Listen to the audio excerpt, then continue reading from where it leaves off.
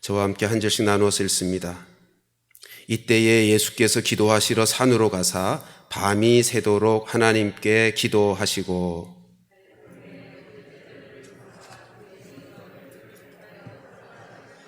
곧 베드로라고도 이름을 주신 시몬과 그의 동생 안드레와 야고보와 요한과 빌립과 바돌로메와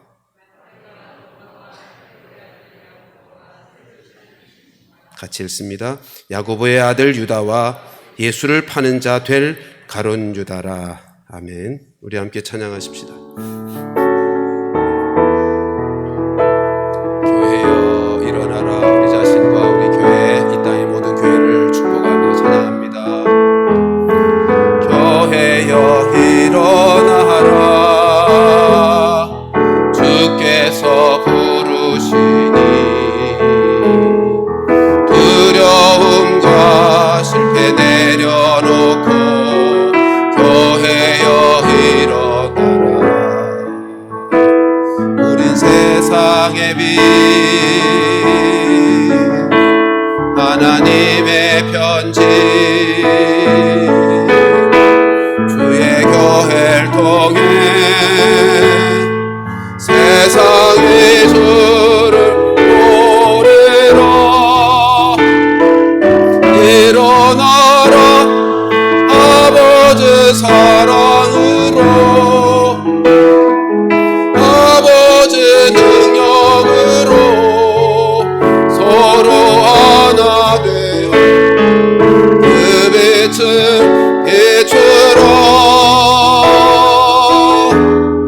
일어나라.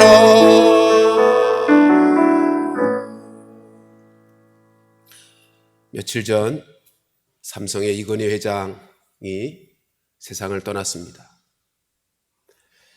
삼성전자라고 하는 회사를 세계 초인류 기업으로 세워놓은 참 큰 일을 한 인물이죠. 그렇게 큰 기업을 이건희 회장이 이룰 수 있게 된 비결을 전문가들 신문지상에서 소개하는 글을 보면 그는 그의 아버지가 남긴 기업의 이념을 충실히 따랐기 때문이다 라고 늘 소개하고 있습니다. 그의 아버지 이병철 회장이 기업과 관련한 이념은 이런 것이었습니다. 기업은 사람이다. 인재 육성이 기업의 본업이다. 이병철 회장과 이건희 회장 이어오며 인재를 육성하는 그 일을 경영의 제1철학으로 제1원칙으로 삼고 그 놀라운 업적을 이루어 왔다는 것입니다. 그렇습니다. 사람이 언제나 답입니다. 모든 경우가 그렇습니다. 왜냐하면 하나님이 그렇게 만드셨기 때문입니다. 하나님이 사람으로 세상을 다스리도록 하셨습니다. 그러므로 언제나 어디서나 무엇을 하든지 사람이 답인 것입니다. 2000년 전 예수님께서 이 땅에 오셨습니다. 오신 이유는 이 땅에 하나님 나라를 세우기 위해서입니다. 원래 하나님이 이 땅을 창조하셨을 때의 목적이 그것이었죠. 하나님 나라를 세우는 것. 그런데 그 나라를 세우도록 사람을 세우셨는데 그 사람이 타락하여 실패했습니다. 예수님이 오셔서 다시 그 하나님 나라 세울 사람을 부르시고 사람을 훈련시키고 준비시키고 저들로 하여금 하나님 나라를 이루어 갈 수 있도록 우리 주님이 이 땅에 오셔서 일하신 것입니다. 그분의 3년의 공생애에 가장 힘을 쏟아 진액을 쏟아 힘쓰신 일이 바로 그것입니다. 사람을 부르시고 그 사람을 준비시켜 훈련하여 인재를 키워내는 거예요. 오늘 본문이 예수님이 드디어 사람을 부르시고 그 사람을 세워 하나님 나라를 세우는 그 일을 위해 준비시키는 말씀이 소개되고 있습니다. 오늘 본문은 배경이 이런 거죠.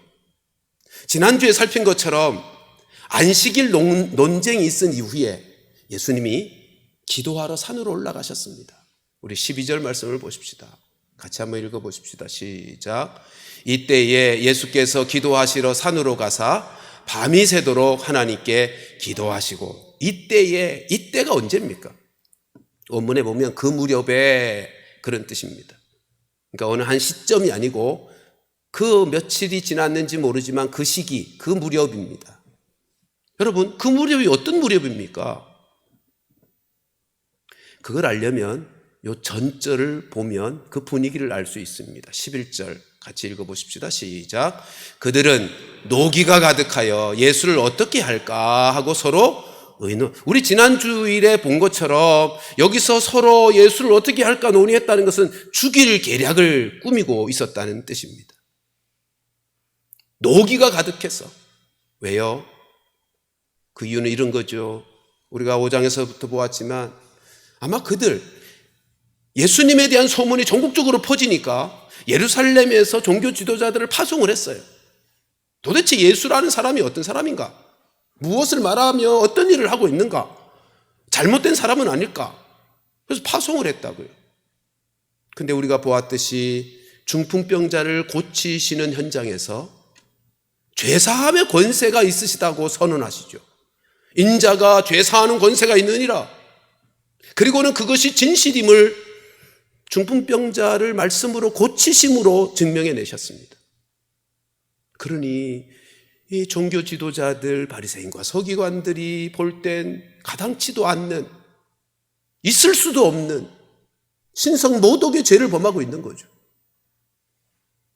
그리고 우리가 지난주에 본 것처럼 안식일 날 내가 안식일의 주인이다 라고 선언하시면서, 내가 안식을 주는 자이다, 내가 하나님이다 라고 선포하시면서 안식일 날 고발할 것을 찾아 보겠다고 눈을 부릅뜨고 현장에서 예수님을 쳐다보고 있는 그 자리에서 예수님은 오른손 마른 자를 세워놓고는 저들을 향해서 이렇게 질문까지 하셨죠. 안식일 날 선을 행하는 것이 옳으냐, 악을 행하는 것이 옳으냐, 생명을 살리는 것이 옳으냐, 죽이는 것이 옳으냐, 선을 행하는 것이 옳지 않느냐라고 스스로 답도 하시면서 말씀으로, 안식일에 이랬다는 명분도 주지 않으려고 말씀으로만 그의 오른손 마른 것 치료하셨습니다. 그러니 자기들이 알고 있는, 그리고 지켜왔던 안식일을 완전히 뒤집고 짓밟아버리는 예수님 죽이고 싶은 거죠. 그래서 분이 가득한 것입니다. 그때입니다. 그때. 여러분, 지금 예루살렘에서부터 파송된 그들은 예수님의 일거수일투족을 주목하여 바라보고 있습니다. 그리고 시비거리를 찾고 비난하고 고소할 것을 찾고 있는, 거기다가 이제는 죽일 의논까지 하고 있는 예수님의 생명이 위태하고 그의 사역이 중단될 수도 있는 위기 상황의 그때인 것입니다. 그때 예수님이 뭐 하셨다고요? 기도하러 산으로 올라가셨습니다. 그러니까 예수님은 문제를 만나면 기도하러 가시는 거예요.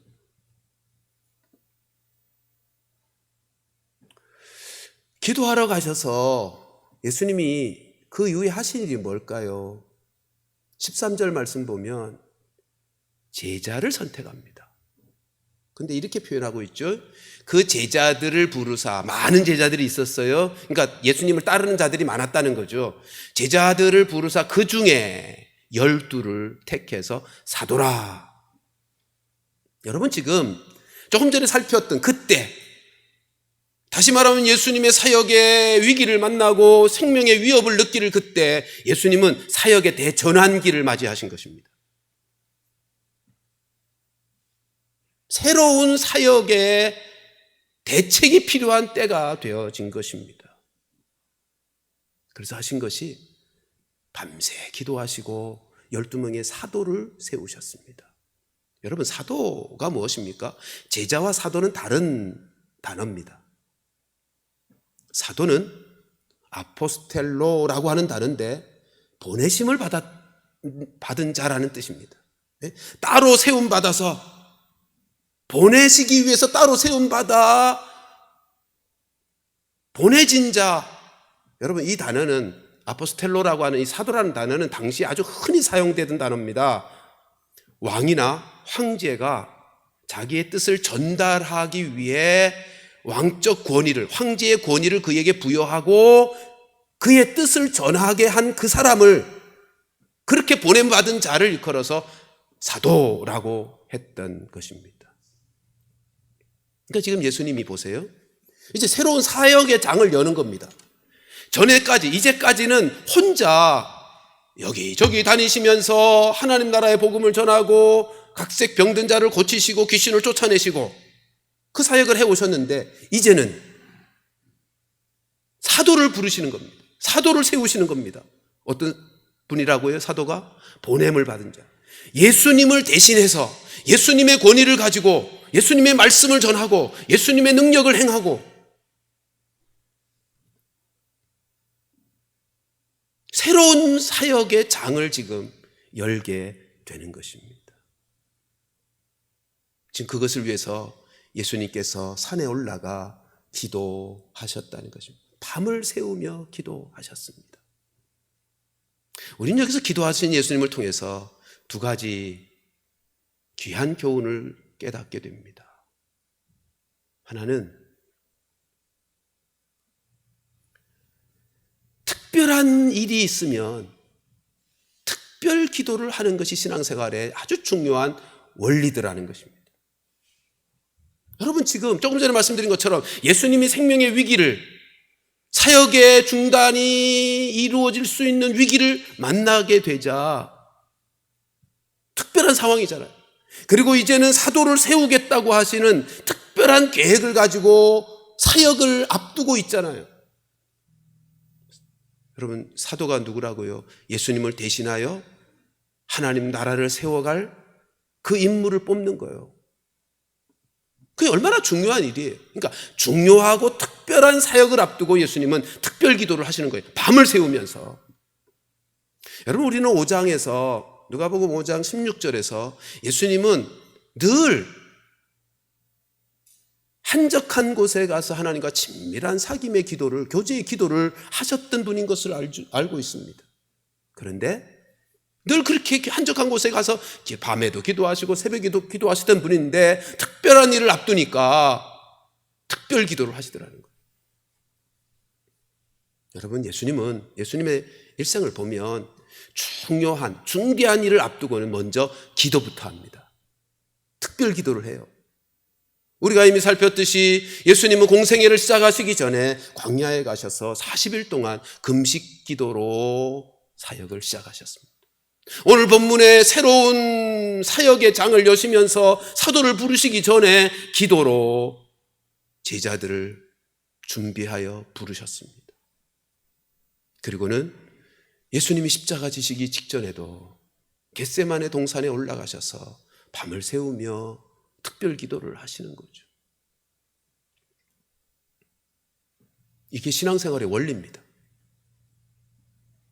우리도 늘 기도해야 합니다. 그런데 특별한 일이 있으면 특별 기도를 하는 것입니다. 그래서 우리 교회가 비전센터 건축이라고 하는 특별한 사역, 중대한 사역을 앞두고 우리는 작년부터 구구기도라고 하는 기도로 준비해 왔습니다. 9시가 되면 온 성도들이 함께 하나님 앞에 간절히 구하는 구구기도를 해왔고, 그리고 건축이 시작이 되면서 온 성도들이 함께 금식하며 릴레이로 건축이 끝날 때까지 특별 기도를 하게 되는 거죠. 여러분, 예수님은 언제나 기도가 먼저였습니다.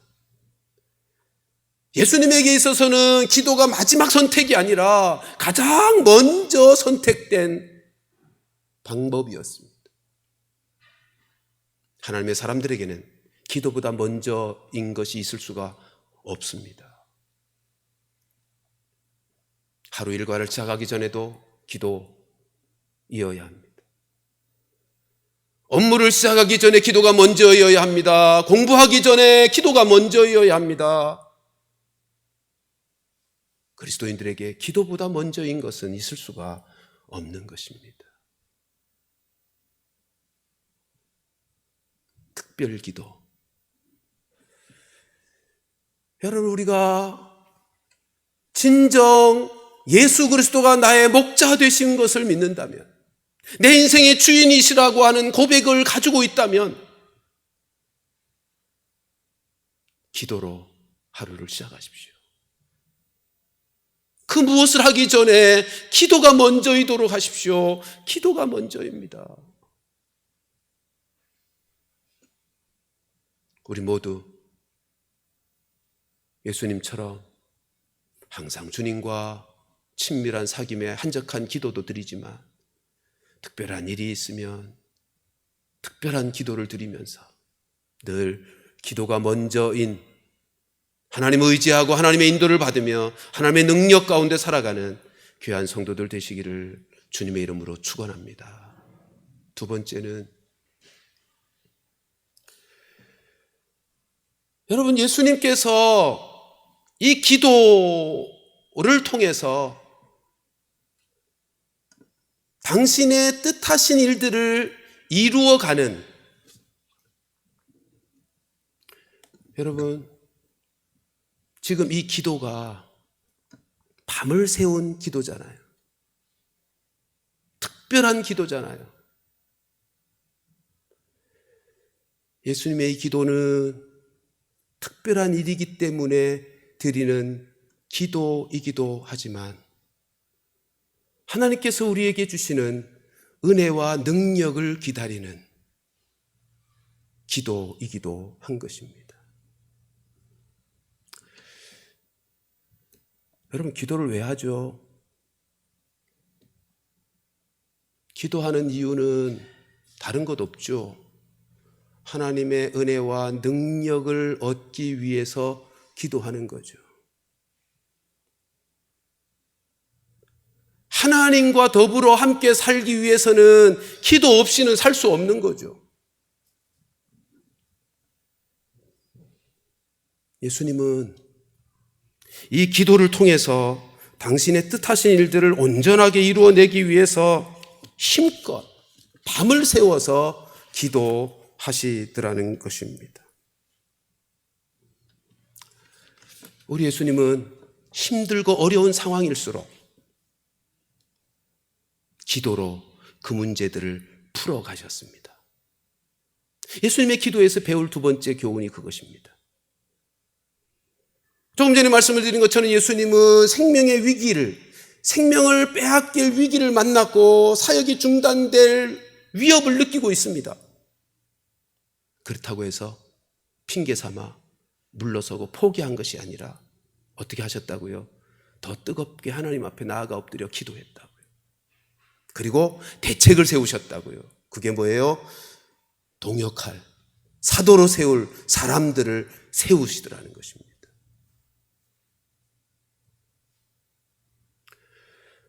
아까 광고 말씀도 드렸지만 2주간 우리 교회 순장님들을 모시고 코로나 사태 속에서도 우리의 순모임은 계속 이제 이루어져야 되겠다라고 하는 생각에 앱을 통해서 어떻게 하면 영상으로라도 순모임을 할 수 있을지 우리 연습도 하고 실행도 해보고 그리고 애를 썼어요.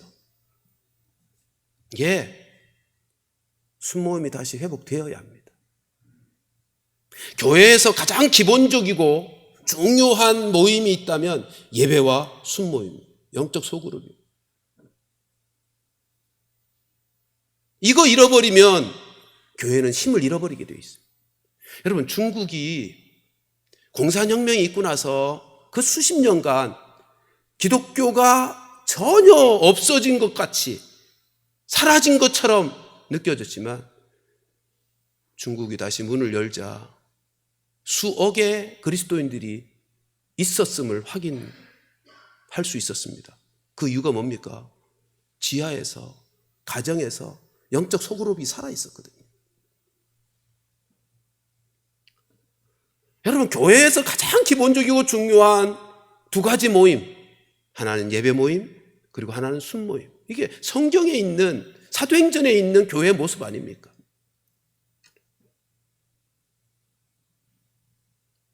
따라서 우리는 순 모임을 다시 회복하는 일에 힘을 내어야 합니다. 히브리서 10장 25절 말씀을 보실까요? 우리 같이 한번 읽어보십시다. 시작. 모이기를 폐하는 어떤 사람들의 습관과 같이 하지 말고 오직 권하여 그날이 가까움을 볼수록 더욱 그리하자. 여러분, 그날이 어떤 날입니까? 예수님의 다시 오시는 날이에요. 예수님의 재림의 날이요. 우리가 지금 살고 있는 이 시대가 주님의 다시 오심의 날이 임박했음을 느끼며 살고 있지 않습니까? 말세 치마를 살고 있다고 느껴지지 않습니까? 이런 시대를 살아가면서 모이기를 폐하는 어떤 사람의 습관, 이 핑계 저 핑계 대면서 모이지 말자, 모이지 않아도 되지 않냐, 그런 습관과 같이 하지 말라고 말씀하고 있습니다. 순모임을 모인 지 못한 지 8개월이 넘어가고 있습니다. 8개월이 넘어가고 있어요. 그러니까 이제는 모이지 않는 것이 습관이 되어 가고 있다고요. 모여야죠. 성경이 가르쳐 주신 교회의 교회됨의 가장 기본적인 모임인데 모여야죠. 광고 시간에도 말씀드렸지만 여러분, 영상으로 젊은 분들은, 할 수 있는 분들은 모두 영상으로라도 매주 순모임이 이제 회복되어야 합니다. 그게 잘 안 되는 순이라면 교회에 와서 좀 널찍한 소예배실에서 전체로 한 순이 모여도 되죠. 널찍하니 마스크 쓰고 모이면 되잖아요. 뿐만 아니라 수요예배도 그렇고 금요기도에도 그렇습니다. 사람들이 많이 줄었습니다. 이제 습관이 점점 되어가는 것입니다. 안 모여도 되는 습관이 자꾸 몸에 배어가는 것입니다. 나오셔야 합니다. 코로나 사태가 있지만 그것 때문에 그 핑계로 모이지 않는 이유가 되어 그냥 앉아 있으면, 그냥 낙심하고 걱정만 하고 있으면 아무 일도 일어나지 않을 것입니다. 그러나 우리가 오늘 본문의 예수님처럼 더욱 기도에 매어 달리고 하나님이 주시는 은혜를 사모하며 주님 앞에 나아가 부르짖으면, 하나님의 지혜를 구하고 하나님의 도움을 구하면 하나님께서 우리에게 어찌하면 할 수 있을지 지혜도 주시고 용기도 주시고 나아갈 길을 열어주시지 않겠습니까?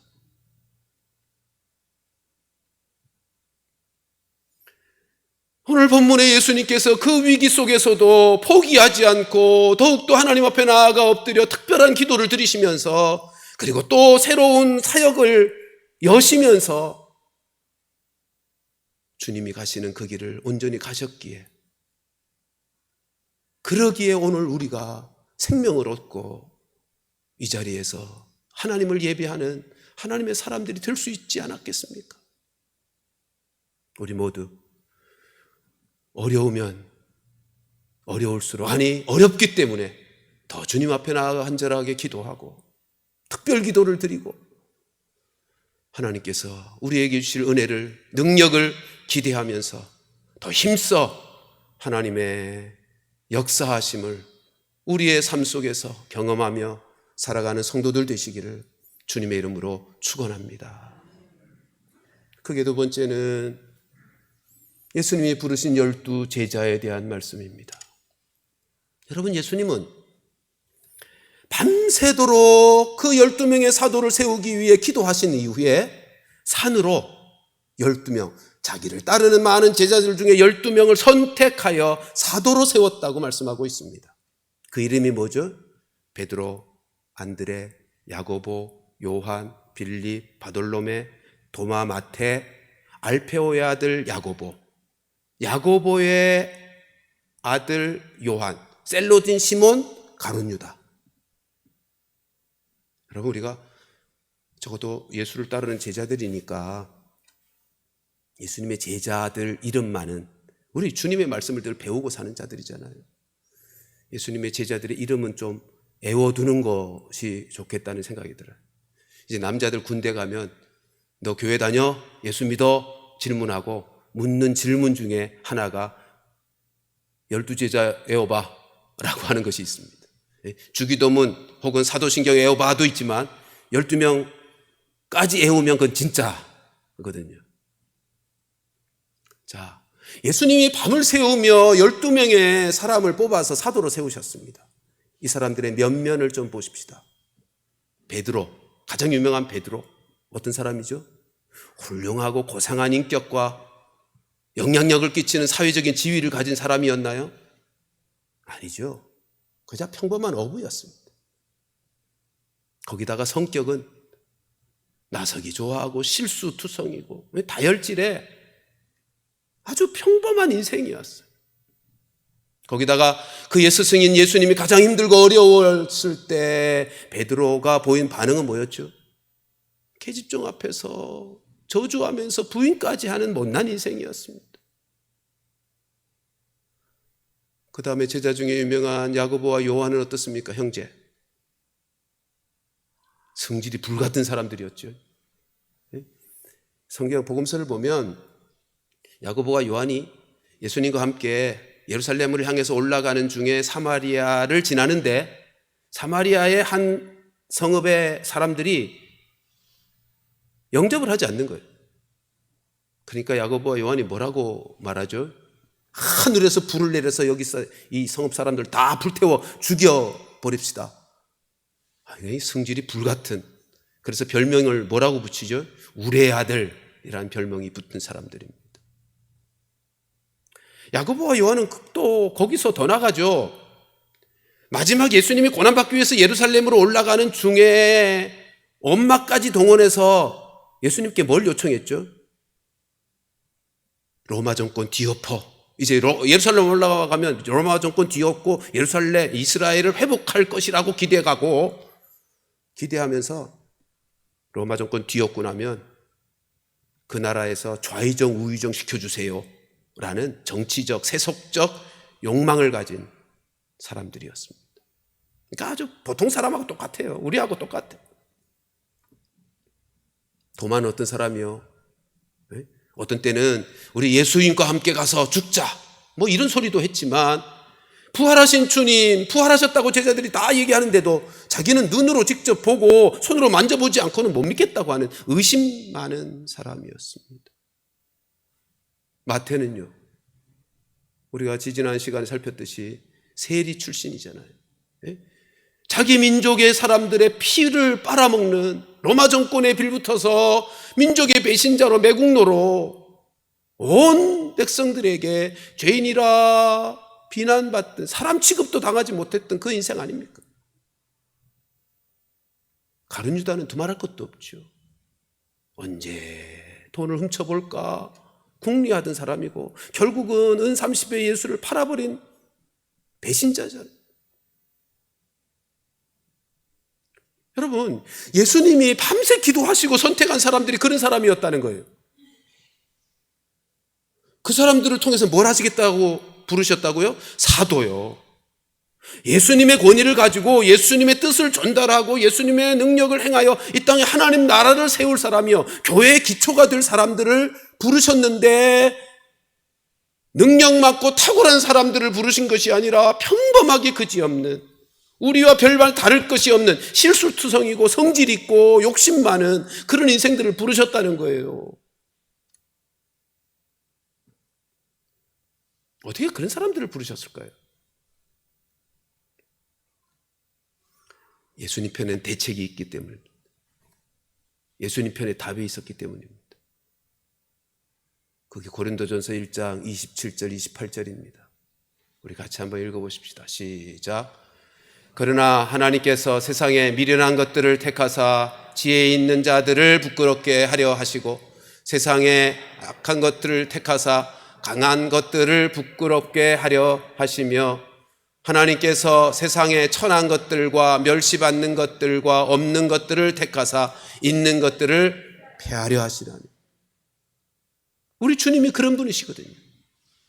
미련한 자를 택해서 지혜로운 자를 부끄럽게 하고 없는 자, 미천한 자, 세상에서 부끄러움을 당하는 인생을 들어서 있다고 하는 그 사람들을 패하는 그 역사를 이루시는 주님이시거든요. 여러분, 사실 우리 모습도 보세요.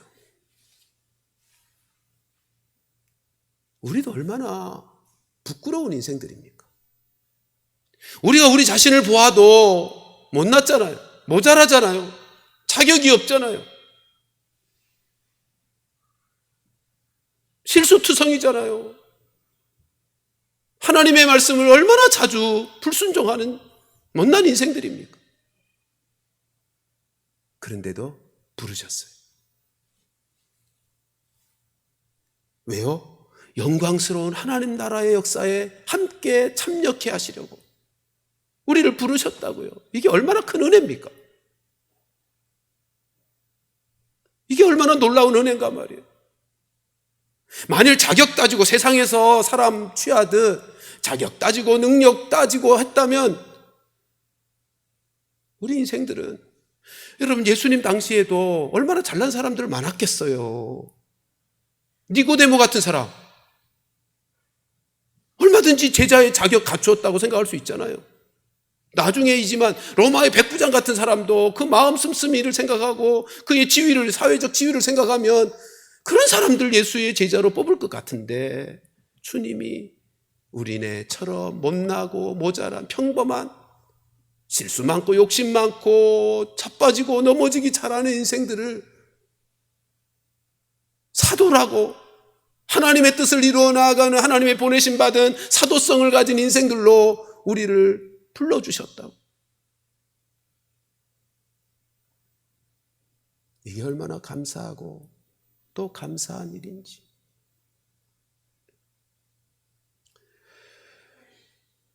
여러분, 주님이 우리를 부르셨을 때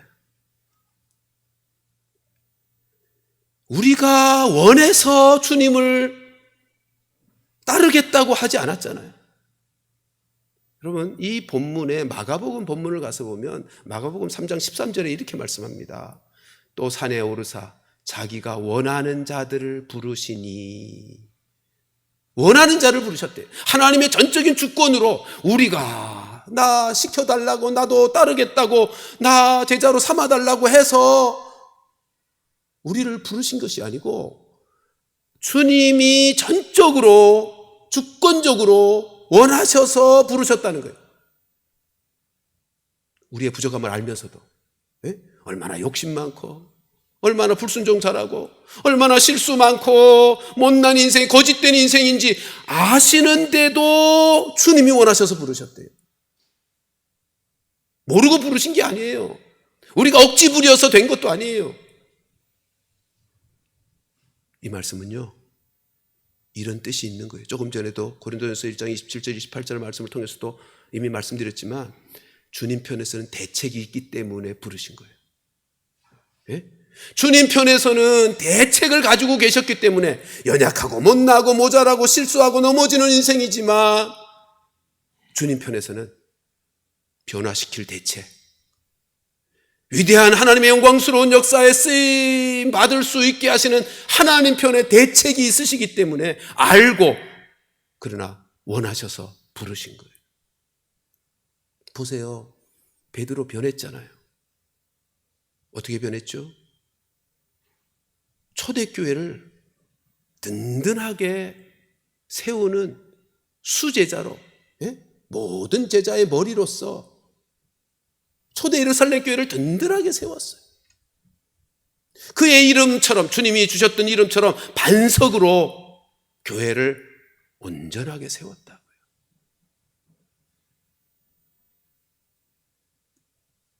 도마는요, 그 의심 많던 도마가 확신을 가지고 인도에 가서 순교까지 합니다. 마태는요, 그는 부끄러운 인생이었지만 돈만 쫓아 살면서 민족의 배신자로 못난 인생을 살았던 인생이지만, 여러분, 모든 사람에게 복을 가져다 주는 복음서를 기록한, 그것도 복음서의 가장 첫 번째 책인 마태복음을 기록하는 사도가 된 것입니다. 요한은요, 우리의 아들, 성질 급하고 불같은 그 요한은요, 요한 1, 2, 3서 사랑의 서신서를 쓴 사랑의 사도라고 일컬어지는 예수 닮은 인격과 삶의 사람으로 변화된 사도가 되지 않았는가 말이에요. 여러분, 주님에게는 대책이 있으셨어요. 우리를 부르셨을 때 우리에게도 대책이 있으셔서 우리도 변화되고 우리도 하나님의 나라에 위대하게 쓰임받도록 역사해 주실 줄로 믿습니다. 주님이 그러신 분이. 그 비결이 어디 있을까요?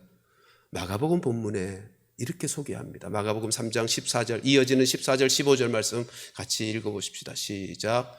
이에 12를 세우셨으니 이는 자기와 함께 있게 하시고 또 보내사 전도도 하며 귀신을 내쫓는 권능도 가지게 하려 하심이니라. 여러분, 이거 권능이라고 번역되어 있는데 정확하게 뭐냐면 권세라고 해야 됩니다. 능력은 주께만 있습니다. 권세는 우리가 예수의 이름으로 예수님의 능력을 통해 귀신을 쫓아낼 수 있는 권세가 우리에게 주어진 거예요. 자, 근데 보십시오. 지금 14절과 15절에서 제자들을 부르신 이유를, 목적을 두 가지로 말해요. 하나는 주님과 함께 있게 하시려고, 또 하나는 사도가 되게 하시려고. 복음을 전하는 일, 귀신을 내어 쫓는 일, 이게 예수님 대신해서 예수님이 하시는 일을 대신하게 하는 사도적 사역을 하는 거잖아요. 근데 오늘 이 얘기는 많이 할 수가 없고요. 이 첫 번째, 어떻게 제자들이 그렇게 못나고 평범한 인생들이었는데 위대한 영광스러운 그 일에 쓰임받는 인생이 되었을까? 그 비결이 이 첫 번째에 있단 말이에요.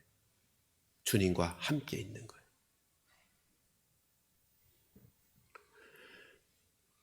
여러분, 높아심에서 사도에 대한 말씀 하나 좀 덧붙이십시다. 사도는 이 세상에 더 이상 없습니다. 제자와 다른 개념이라 그랬죠. 사도는 교회의, 에베소 2장 20절에 보면 교회를 세운 기초예요. 그러니까 교회가 세워졌잖아요, 이제. 그러니까 이 시대는 없는 거예요. 하나님의 말씀을 받아서 교회의 기초가 돼요. 그러니까 사도는 그 한 번만, 12사도 바울을 포함해서, 하나는 잃어버렸으니까 다 딱 이례적인 신분의 사역이었어요. 그러니까 오늘날도 누가 나는 사도다라고 하면 두말할 것 없이 이단입니다. 그래서 사도적 교회는 이단성이 있다고 말하는 거예요. 우리는 사도라고 말하지 않고 보내심을 받았지만 사도성을 가지고 있다고 말하는 거지, 사도라고 말하면 안 되는 것입니다. 자, 아무튼 여러분, 지금 부름을 받아서 보냄을 받은 이 12제자, 이들을 통해서 주님이 하시고자 하셨던 그 일을 이룸에 있어서 여러분, 주님과 함께 있음으로 그 일을 가능하게 하셨다는 거죠. 주님과 함께 있음으로. 왜 그랬을까요? 왜 주님과 함께 있어야 되죠? 그래야 주님을 알죠. 주님이 어떤 분인지 알고 주님의 뜻도 알고, 그래야 주님의 능력과 은혜를 힘입게 되죠. 함께 있어야. 그래야 주님의 생명이 우리 가운데 흘러오게 되지 않겠습니까? 그리고 나아가 주님을 닮은 인격과 삶의 사람이 되지 않겠는가 말이에요. 주님과 함께 있어야. 그래서 예수님이 부르셔서 가장 첫 번째, 가장 우선되어야 될, 가장 중요한 것은 주님과 함께 하는 것입니다. 여러분, 이거 안 하고 사역을 하게 되면 시험에 빠지고 지치고 탈진하는 거예요. 이게 안 돼서. 그러니까 사탄이요, 우리 예수 믿고 교회 섬기는 모든 성도들에게 어쩌면 이 첫 번째 거 빼고 두 번째 것만 힘쓰게 함으로 넘어지게 괴계를 부리는 거죠. 주님과 함께함이 없이 사역을 하면 지치게 되어 있어요. 잘못되게 되어 있어요. 그게 사탄이 노리는 수입니다. 잊지 마십시오. 가장 중요한 것은 주님과 함께하는 것이에요. 주님과 함께하는 것. 여기 함께라는 전치사가 특별하고 친밀하게 교제한다고 하는 의미가 담긴 단어예요. 친밀한 교제를 함께 나누는 거예요. 여러분, 12제자 중에 하나는 배신했잖아요. 예수님을 팔아버렸잖아요. 그러니까 여기 함께는 공간적인 개념이 아니에요. 3년 반 동안 가룟 유다도 예수님과 함께 했다고요. 근데 한 공간에서 같이 있었는지는 모르지만 생명적 함께는 안 한 거죠. 다른 제자들은요, 베드로를 보세요. 풍랑이는 바다에서 오라 그러면 뛰어내려요. 인격적이고 생명적인 관계 속에 순종할 줄 알았다고요. 나가서 복음을 전하라 그러면 팀을 이뤄서 나가서 복음을 전하며 하나님의 능력을 경험하기도 하고요. 함께 하는 것이 가장 중요해요. 함께 하는 것이. 이게 비결이에요. 그런 평범하고 못나고 모자란 인생들이 위대하고 영광스러운 하나님의 나라를 위하여 쓰임받게 되어진 비결이 뭐냐 하면 함께예요. 주님과 함께. 사랑하는 성도 여러분, 우리도 주님이 불러주신 자들인 줄로 믿습니다. 부르셨으니 주님에게 대책을 가지고 계시고 주님이 대책을 가지고 계시고요. 우리도 그 주님, 어리석은 자로, 미련한 자로, 지혜로운 자를 부끄럽게 만드시고 없는 자로 있는 자들을 패하게 하실 수 있는 그분이 우리와 함께 해주시겠다고. 그래서 우리가 늘 그분 안에 있기만 하면 우리도 변화될 수, 예수 닮은 인격과 삶의 사람으로 변화될 수 있을 줄로 믿습니다. 그리고 아울러 그분의 능력과 은혜를 덧입어서 주께서 우리를 통해서 하시고자 하는 위대한 역사들에 귀하게 쓰임받게 되지 않겠습니까? 한번 따라하십시다. 주님과 함께, 주님과 함께. 사실 이 주제는 표현 어떻게 바꿀는지는 모르겠습니다만 오래전부터 내년도 표어로 생각하고 있는 주제입니다. 주님과 함께. 아무쪼록 부름받은 우리들, 주님께서 나를 영광스럽게 변화시켜 주실 줄로 믿고요. 난 안 돼. 나 같은 게 뭐 되겠어. 여러분, 그건 불신입니다. 주님이 원하셔서 불러주셨으니 주님께 나에 대한 대책이 있으시다니까요. 계획이 있으시다니까요. 변화될 줄로 믿고 우리가 할 일은 뭐예요? 주님 안에 거하는 거예요. 매일 말씀 안에 거하고. 신앙생활하면서 이런 착각들이 있어요. 주님을 아는 것과 주님에 대하여 아는 것을 구분을 잘 못해. 주님을 알면, 우리가 주님과 함께 있음으로 주님을 알게 되잖아요. 안다 그랬잖아요. 주님을 알면 변해요. 근데 주님에 대하여 아는 것만으로는 변화되지 않는다고요. 주님을 아는 것은, 함께 하는 것은 어떤 것이라고요? 생명적 관계를 갖는 거예요. 인격적 관계를 갖는 거예요. 매일 말씀을 통해서 주님을 만나십시오. 매일 기도가 살아있는 영적인 교제가 되도록, 친밀한 사귐의 기도가 되도록 주님 앞에 나아가십시오. 전 인격을 실어 나아가십시오. 예배가 살아있는 하나님의 임재 속에 드려지도록 예배를 사모하시고 준비하시고, 주님의 생명을 가진 성도들과 함께 친밀히 사귐을 가지고 교제를 나누면서 그 안에 계신 주님의 생명이 내 안에도 흘러오도록 함께 깊이 성도의 교제를 나누십시오. 모쪼록 주님 안에 거하여서 변화시켜 주시는 주님의 은혜를 덧입고 이 시대 속에 우리에게 주신 하나님의 위대한 역사 각각의 처소에서 삶의 자리에서 아름답게 쓰임받으며 하나님께 영광을 돌려드릴 우리 모두가 되기를 주님의 이름으로 축원합니다.